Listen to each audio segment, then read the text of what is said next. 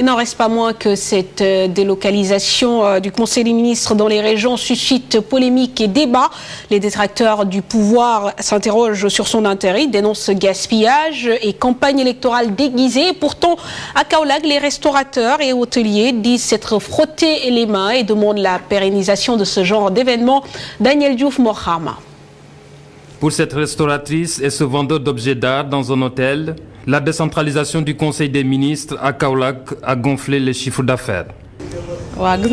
Nous avons eu beaucoup de clients. On touche du bois.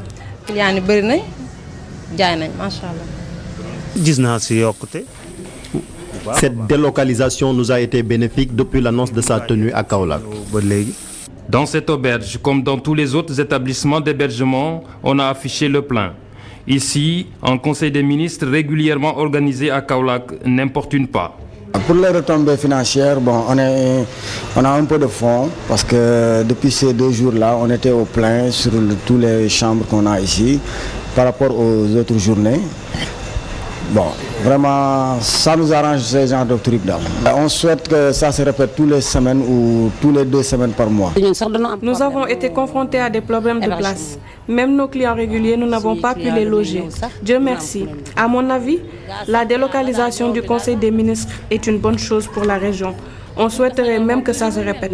Sur l'intérêt de délocaliser cette réunion hebdomadaire gouvernementale, le porte-parole du gouvernement a rejeté les accusations de gaspillage financier et de campagne électorale déguisée. L'argent qui a été dépensé pour ce Conseil des ministres est revenu à l'économie de Saint-Louis. L'argent qui est dépensé aujourd'hui dans les hôtels, dans l'alimentation, revient aux populations de Kaolack, à l'activité économique de Kaolack. Non, je ne crois pas que ce soit une campagne électorale déguisée. On aurait pu penser que c'en est une si c'est une mesure qui a été prise ou annoncée pendant la campagne électorale ou à l'approche de la campagne électorale. Le gouvernement sénégalais, malgré toute critique, entend pérenniser l'initiative.